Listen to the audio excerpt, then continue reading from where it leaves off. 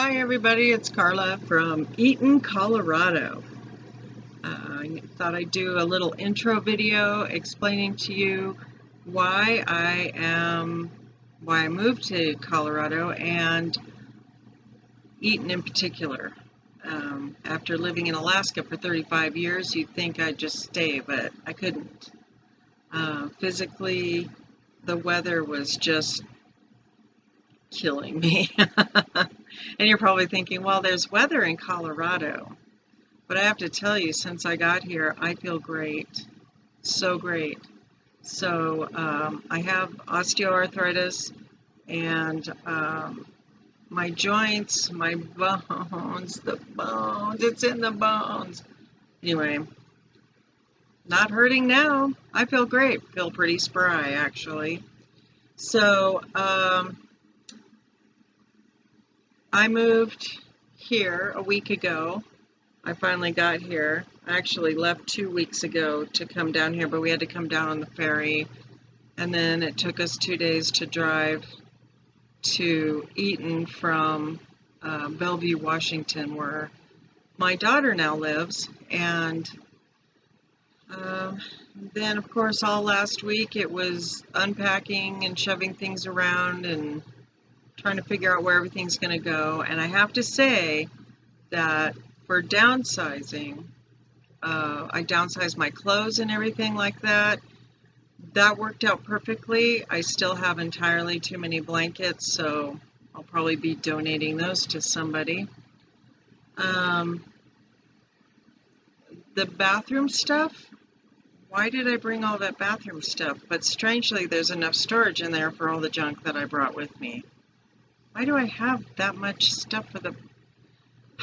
Anyway, kitchen stuff, there's still too much of that. I'm going to have to downsize that, maybe, I don't know. If I can live with what I have, I'll just live with that, but I don't think there's so much that it's overwhelming right now.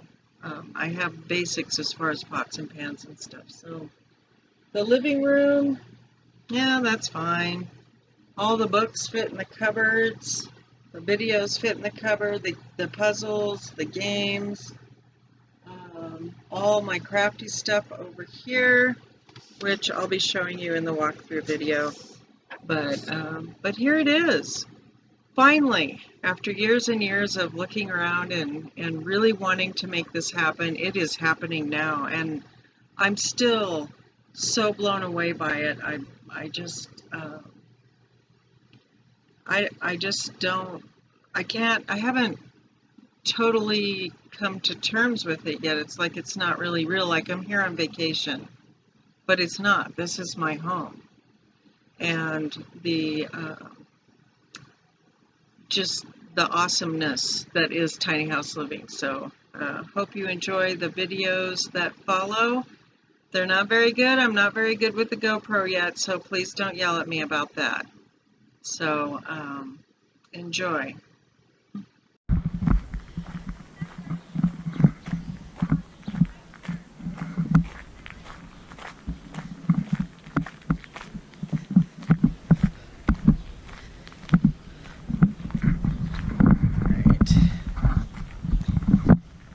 So here I am in Eaton, Colorado, and I thought I would show you my RV. High school's getting ready to start, and across the street is the high school, so I have a bunch of high school kids watching me do this right now. Pretty fun, right? So I'm going to flip you around, and we're going to take a walk down the street, because you can see my RV forever.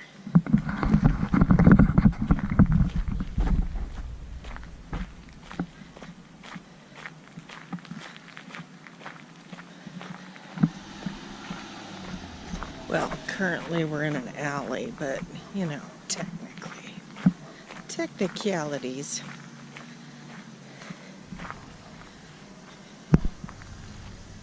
Bam. I noticed this yesterday when we were walking back from the post office, but if you go a couple blocks back the other way, you can see my fifth wheel from the police station. Pretty funny if you ask me, but there she is. Oh, beautiful.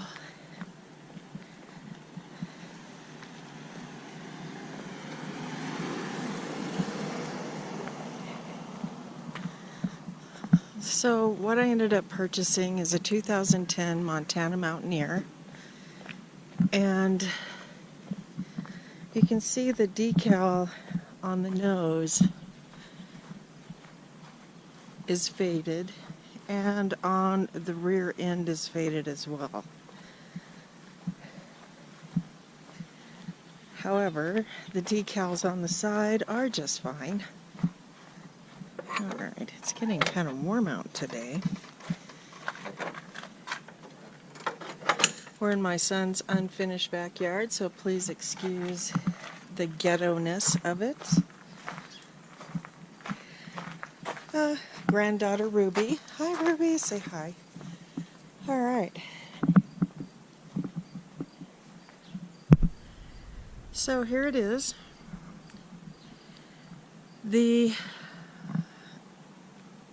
particular Mountaineer, well, honestly, I have to say that since 2009, this particular model, the 324 RLQ Mountaineer Edition, walking away, sorry for making you dizzy, not very good with the GoPro yet. So, since 2009, not much has really changed. Maybe some of the interior, maybe the placement of the switches, stuff like that. All my research has shown me that, you know, they move things around. So when I'm looking through the manuals for the fifth wheel and trying to figure out, okay, where's the switch for this and how do I turn on that? Like this morning's big deal was, I need hot water for a shower. I could take a cold shower, which would be just as nice because it's hot, but whatever. So this morning I spent some time and I figured out how to get my hot water heater going. That was actually easy. I need to switch it over to electric because it does have that capability, but I'm not sure how to do that yet. But I'll keep reading. So I'm not going to go around the outside like everybody else does because I always got frustrated with the outside stuff. You know, obviously there's a full through and through basement. The small door right there is for a propane tank. And of course this is your living room slide out right here. And the dough. It's the door. Alright, so we're going to go inside, and please excuse me. As you know, it is a work in progress. So, down here, of course, is the breaker box. Up there in that little long door thing are all the switches to make things happen. As we come in, you'll see this is my little galley, my teeny kitchen. And it is true, if you think about living on an RV, you need to also consider that it's exactly like living on a boat. I mean, I think I'm lucky there. I've been on enough boats in my life to figure some things out by myself without trying to figure out the manual. Manuals, but it turns out one thing I really liked about this is there are a lot of plug-ins throughout the RV. For instance, you've got one here, you've got one over here, which I put a four-way in. Not everything's on. I don't think I'll ever do that because I'm afraid of RV electrical systems. And so it's not very bright in here, is it? So here's the living room. We've got this with all my junk. Still not completely organized in here, so please bear with me. This fan up here is super great. I think I'll turn it on right now because I can. And there goes we. I did go through and look at all the light bulbs for these lights right here. As you can see, they're regular light bulbs. I want the LEDs. One, they're brighter, and two, they don't take as much electricity. And I can tell you this right now, when I was just doing off my battery, we had a trickle charge on the battery. You turn on more than 2 lights for more than 15 minutes and it just drains the life out of your battery, and you're like, I just didn't do anything, oh my gosh. So yeah, so there's that. I haven't read the manual for the Jensen yet, and this particular model of the Montana Mountaineer, I do not have an electric fireplace right there. I just have the big giant cupboard. And that you can fit a ton of stuff in, so huge storage there. Okay, so storage, yeah, I got some stuff. Let's see, where am I? I can't see, it's dark. There we go. Maybe if I flip on a light, I can see what's on the camera. Oh, there you go. You can see all that. This is all my crafting stuff. Look, more. And up here,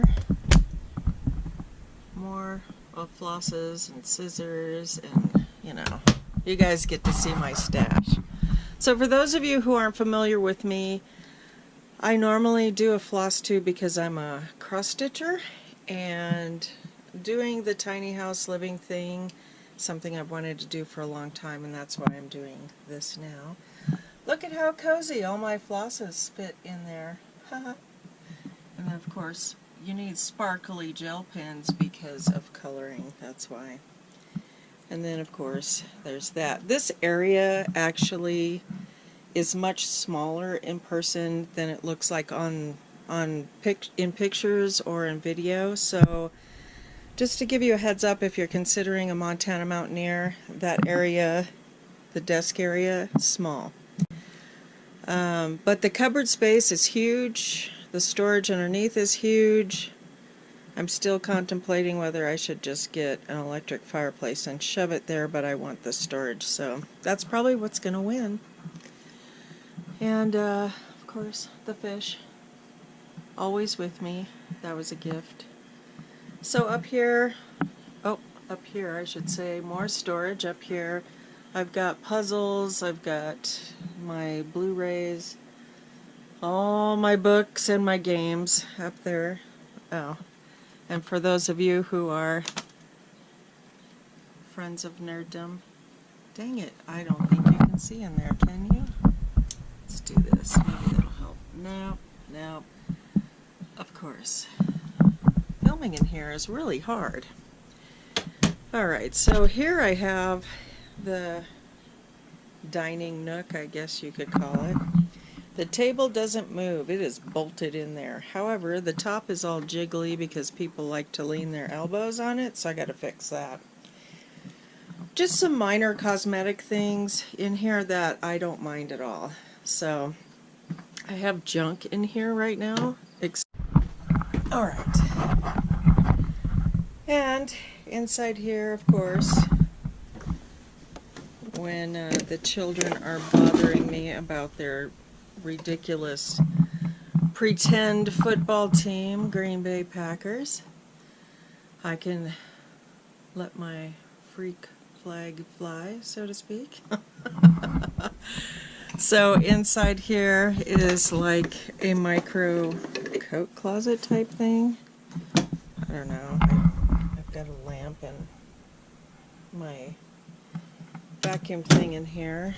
I have put a sweat jacket in there just to check the size, and none of my coats will fit in there properly. Oh look, more junk.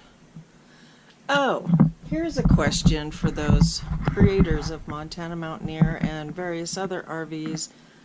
Why on earth are the shelves so high? Was this made for giants? Giants, because look, I'm down here. I'm not short, I'm average. I'm 5'6". But this is made for giants, because check this out. Right reaching. This is me reaching as far as I can reach. Unless I go on my tippy toes, then I can touch my stuff. But look at this. In order to get up there, I have to get a step stool to put my stuff in there. Oh, and you guys, don't scream in horror because you just saw all the glass. Just so you know, at present, this RV is going nowhere.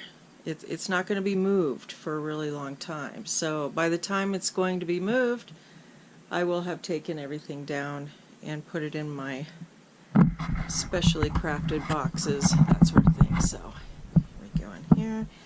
Okay. These cupboards right here, why are they shaped that way? Just a question. I love the fact that I can hold on to this when I go up or down because bad knees and osteoarthritis, not helpful. Alright, so I'll show you what I have in here, if it'll show. There we go. I have, you know, the big pot and the baking stuff in here. I haven't, because I've only been in here a week, I haven't really organized things. So here I have the bathroom door, and we go in here, and we have a fan. I took a shower earlier after I figured out the hot water heater situation. Hi. And there's the sink.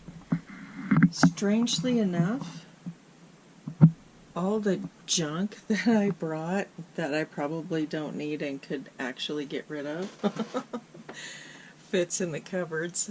And there it is again. Hello. So, yeah, I'm going to be hanging my Boondock Saints in here because it matches the decor. Okay, and it's a full wall. I have some big pictures that that I don't have walls for, and I knew that coming in here, but you never know what you're going to find when you're not actually in it. My son actually saw this first, and that's how we found it in the first place. But this shower, super awesome. You could do this, and when you're showering so you don't use all the hot water, you just flip the switch and it shuts it off while you do a submarine shower.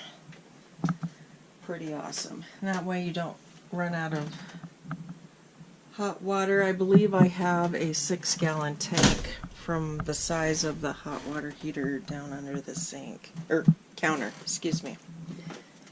I was just touching that this morning. Oh, love this toilet. And you just, like so. And you're probably wondering, oh, how is she going to empty the black tank? We're going to use a flow jet and a hose and do it that way. Nice window out the side. I have a fun story about that window. Super fun. Here is the bedroom. This one I absolutely love.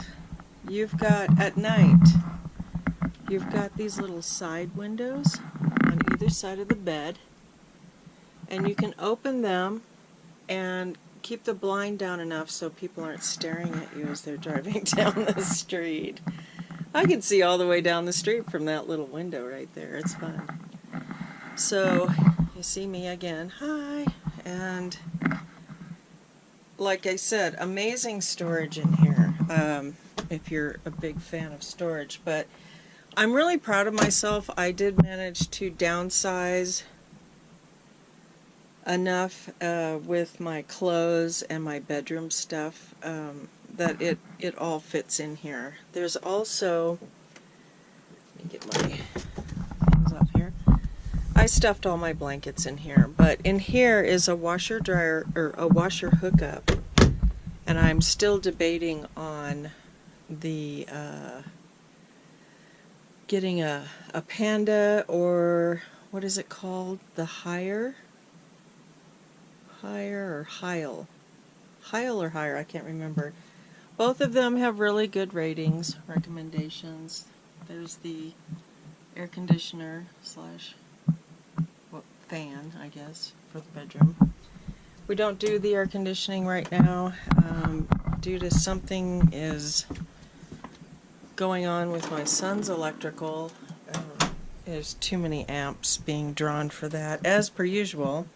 Same concept as a car. If you're going up and down hills a lot, you turn off the air conditioning because it will overheat your engine, and in this case it overheats my son's electrical. So there it is. I know it's a total wreck right now, and I apologize for the mess. I doubt if it'll ever look any better. No, I can't say that. So let's see. Let me answer some questions before you throw them at me, see if I can get ahead of that. So far, this was a really good decision. It did take a few days to get everything up and running, and but honestly, just being in here, it wasn't a hardship without electricity at all. It really wasn't. I just ran a cord from my son's house out here and plugged my laptop and my phone and my pad in, so it's not like I didn't have the basics. I didn't even need the basics. I could have just taken it inside and charged it in his house, but I'm old and I'm stubborn, and So this is the fifth wheel. There's my cross stitch right there. And hopefully I'll be doing more. I want to cover the furniture to make sure it lasts as long as it can. I mean, really, for 2010, it's now 2017. This RV has really held up well. I mean, we're finding little tiny things to fix, but I think we haven't spent more than $100 on those tiny things yet. So, yeah, so far so good. And now that I figured out the hot water heater situation, I'm good to go. Yeah, that needs to be stowed. My boxes as an end table. Too awesome. Oh, that stuff needs to be shipped. Yeah, so if you have any questions, or I didn't cover something, or you want to get a close-up of something else, just comment me down below. I'll be doing some more fun videos about living in the RV. So until next time, happy tiny house living.